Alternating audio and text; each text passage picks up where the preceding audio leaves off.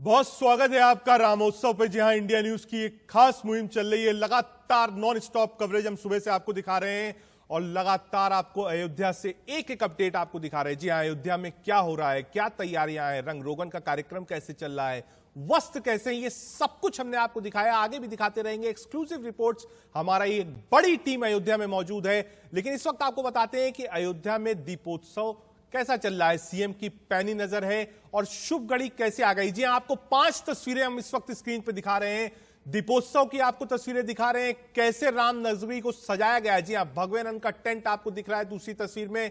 तीसरी घड़ी में आपको बता रहे हैं कि शुभ घड़ी आ गई। जी हां, सालों साल का इंतजार खत्म हुआ है और अब शुभ घड़ी आई है। चौथी तस्वीर आपको दिखा रहे हैं योगी आदित्यनाथ की। कई दौरे उन्होंने करे योगी आदित्यनाथ ने, लगातार हर चीज पर वो अपनी पैनी नजर बनाए हुए हैं।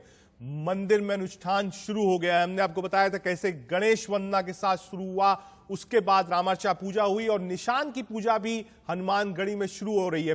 5 तस्वीरें अयोध्या की। जी हां, ये 5 तस्वीरें अपने आप में बयां करती हैं कि वो वक्त दूर नहीं जब राम का काम शुरू हो जाएगा। जी हां, ये दृश्य जो आप देख रहे हैं इस वक्त, वो दिव्य राम की पैड़ी है और मैं राम की पैड़ी के ठीक सामने इस स्थान पर खड़ी हूं जहां पर सरयू आरती के लिए फूल तैयार किए जा रहे हैं। एक बार आप नजर डालिएगा, कितने सुंदर, कितने खूबसूरत ये फूल हैं। सरयू आरती के लिए इन्हें तैयार किया जा रहा है और खास तौर से 3 दिन का जो आयोजन है, जिसके आखिरी दिन यानी कि 5 तारीख को प्रधानमंत्री नरेंद्र मोदी यहां पहुंचेंगे, उस उपलक्ष्य में सरयू आरती के लिए ये फूल तैयार किए जा रहे हैं। बाकायदा काम चल रहा है और खास बात यह है कि तीनों दिन अलग अलग तरह के फूल इस्तेमाल किए जाएंगे। मां सरयू की आरती के लिए ये परंपरा है कि मां सरयू को फूल का चढ़ावा चढ़ाया जाता है, उन्हें फूल पसंद हैं और इसीलिए आज ये क्षण, ये मौका और अहम हो जाता है, ये आयोजन और अहम हो जाता है क्योंकि अब आपको मालूम है कि लंबे इंतजार के बाद भव्य राम मंदिर का शिलान्यास होने वाला है।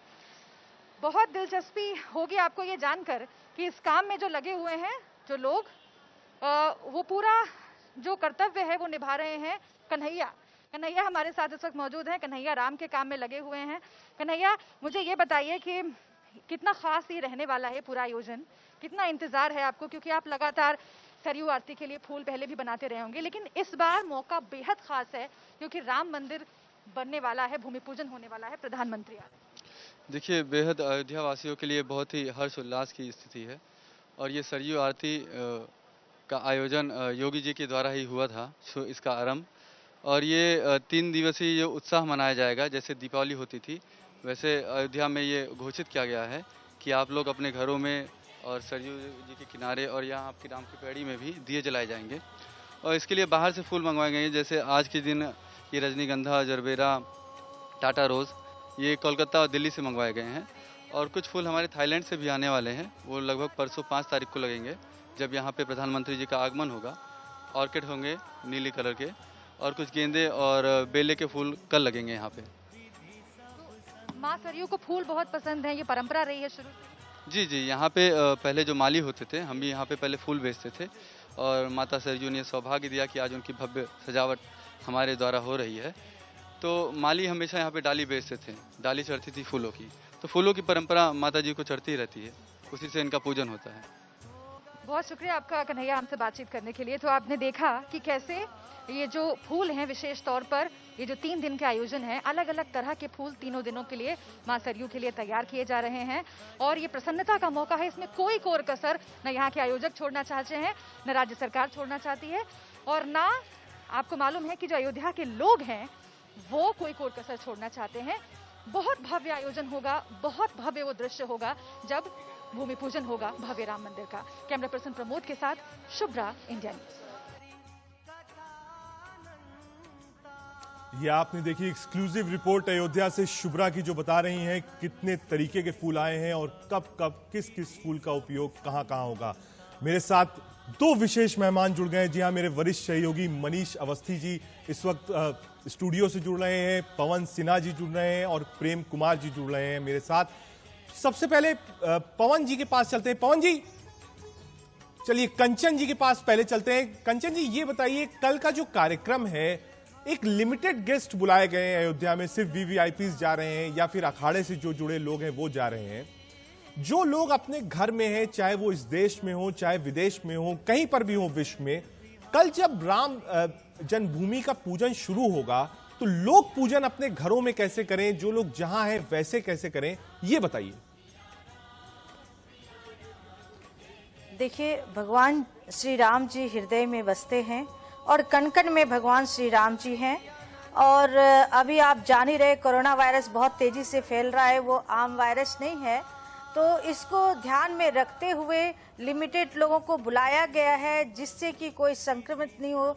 और हमारे आदरणीय प्रधानमंत्री जी भी जा रहे हैं, नरेंद्र मोदी जी, और ऐसे कितने वीआईपी जा रहे हैं, तो इस सबको ध्यान में रखना है। और राम जी का दर्शन आप इंडिया न्यूज़ पे इंडिया न्यूज़ से आप दिखाई रहे हैं कवरेज, तो वहीं से भूमि पूजन देखें और ये भाव प्रकट करें कि उस भूमि पूजन में हम भी स्वयं विराजमान हैं। क्योंकि भगवान बोलते हैं मानसिक पूजा सबसे उत्तम पूजा मानी गई है। अगर आप मानसिक में मन में ये बिठा लेते हैं, चलिए यही कंचन जी, 1 मिनट आपको रोक रहा हूं। पवन सिन्हा जी भी मेरे साथ जुड़ गए हैं। पवन जी, बहुत स्वागत है इस पैनल पर, रामोत्सव की कवरेज हम कर रहे हैं। पवन जी, ये बताइए कि कैसे लोग इसको कैसे सेलिब्रेट करें? जो लोग घर में रहेंगे वो पूजा कैसे करें? वहां हरे रंग का वस्त्र पहनाया जा रहा है, तो क्या घर में भी जिसके यहाँ श्री राम की मूर्ति है वो हरे रंग का वस्त्र पहनाया जाए? इसके अलावा मैं ये भी जानना चाहूंगा कि कल भूमि पूजन होगा तो वहां भोग किस चीज का लगेगा? हमने देखा कि वहां लाल पेड़े तैयार हो रहे हैं, लेकिन क्या वहां पर 56 भोग की भी तैयारी होगी?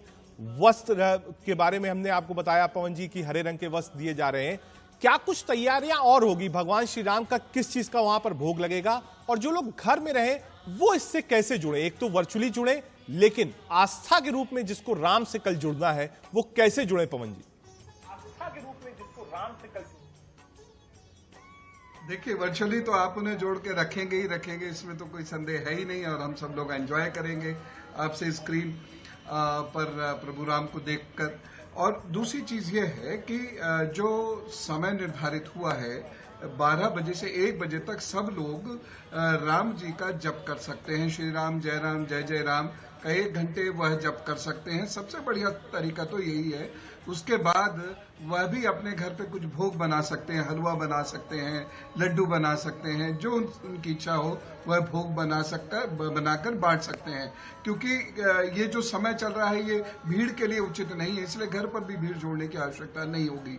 और दूसरी चीज यह है कि संध्या में जब सूर्यास्त हो जाए उसके बाद 1 दीपक, 11 दीपक, जितना भी हो सके वह दीपक जलाएं। हमने अपने आश्रम में यह निर्णय लिया 1100 दीपक जलाएंगे।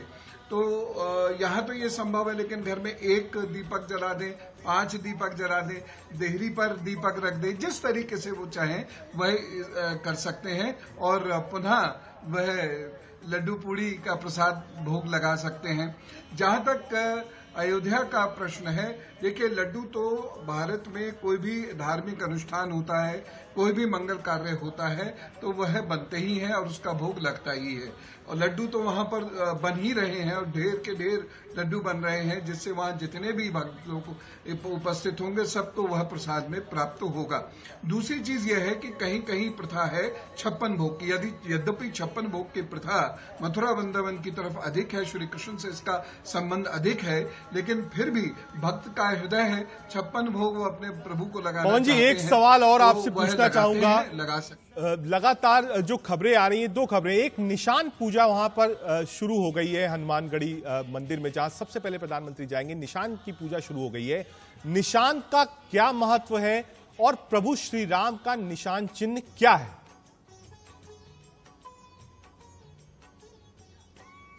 देखिए, जो सबसे पहले हनुमानगढ़ी की ही पूजा होती है। अयोध्या में जब प्रवेश करता है कोई भी भक्त तो सबसे पहले हनुमानगढ़ी ही वो जाते हैं। वह शहर की कोतवाली उन्हें माना जाता है और वहीं पर प्रधानमंत्री जी भी जाएंगे, अन्य लोग भी वहीं पर जाते हैं, वहां पर मत्था टेकते हैं, फिर अंदर जाते हैं।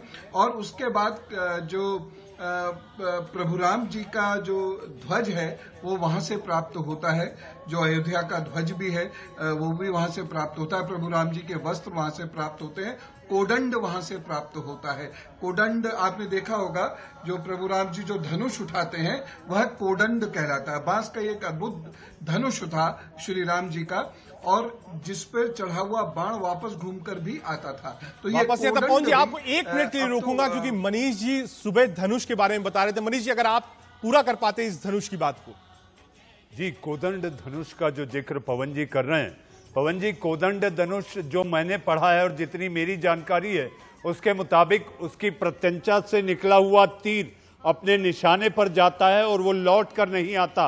और इसके साथ साथ मेरे साथ एक और जानकारी है पवन जी, और इस समय लाखों करोड़ों दर्शक जो रामोत्सव इंडिया न्यूज पर देख रहे हैं, वो ये कि नरेंद्र मोदी को कर्नाटक के कलाकार मूर्तिकार एन राममूर्ति द्वारा बनाई गई प्रभु श्री राम की कोदंड धनुष वाली एक प्रतिमा भी भेंट की जाएगी। पवन जी। भैया, कोदंड में जो विशेष प्रकार का ये धनुष होता है, कोदंड एक बांस का धनुष होता है और इसकी प्रत्यंचा विशेष रूप से ही चढ़ाई जा सकती है, सामान्य प्रत्यंचा इस पर नहीं चढ़ती है। जितने भी वीर धनुर्धर हुए हैं उनके धनुषों के अपने नाम हैं और उनके धनुषों की अपनी एक खासियत है। तो कोदंड का जब बाण कोदंड से चलाया जाता है तो उसमें अलग अलग प्रकार के अस्त्र होते हैं, और उसमें कुछ विशेष बाण इस प्रकार के होते हैं जो लक्ष्य भेदते हैं और लक्ष्य भेद कर वापस आ सकते हैं, और बाकी ऐसे होते हैं जो लक्ष्य भेद के वहीं पूर्ण हो जाते हैं। दूसरी बात यह है कि प्रभु श्री राम की जो वीर मुद्रा है, वो वीर मुद्रा में कोदंड ही होता है, मतलब वो धनुष ही धारण करते हैं। और आपने देखा होगा कि उस वीर मुद्रा की पूजा भी होती है और बाल स्वरूप की पूजा भी होती है। श्री राम जी के, श्री कृष्ण जी के तीनों रूपों की पूजा होती है। तो वो जो उनको प्रतिमा भेंट की गई है, वो कोदंड श्री राम जी की प्रतिमा भेंट की गई है, और उसमें वही धनुष लेके श्री राम जी इस प्रकार से बैठे हैं। राम दरबार में भी कहीं कहीं वो अपने कोदंड के साथ ही बैठे दिखाए जाते हैं।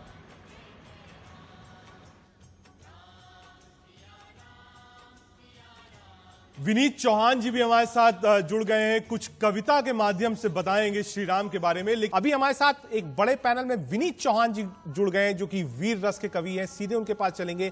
विनीत, अगर मेरी आवाज पहुंच रही है आप तक?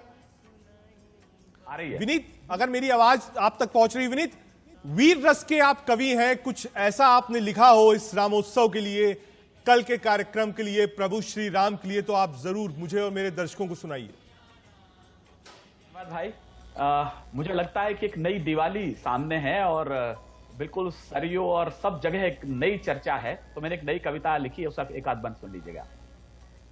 सरयू में कुछ हलचल सी है, सरयू में कुछ हलचल सी है, हलचल है नई बहारों में, भगवान राम के मंदिर की चर्चा है चांद सितारों में, भगवान राम के मंदिर की चर्चा है चांद सितारों में। यूं लगा राम फिर लौटे हैं अपने ही कुछ वनवासों से, यूं लगा अयोध्या नमित हुई सीता के दृढ़ विश्वासों से, यूं लगा अयोध्या नमित हुई सीता के दृढ़ विश्वासों से। शबरी की दीर्घ प्रतीक्षाएं बरसों की पूर्ण हुई लगता, शबरी की दीर्घ प्रतीक्षाएं बरसों की पूर्ण हुई लगती, जो भरत लला के आंसू की अवधि संपूर्ण हुई लगती, जो भरत लला के आंसू की अवधि संपूर्ण हुई लगती। रुंझुन रुंझुन चप्पा चप्पा जय घोष छिपा झंकारों में, भगवान राम के मंदिर की चर्चा है चांद सितारों में, भगवान राम के मंदिर की चर्चा है चांद सितारों में।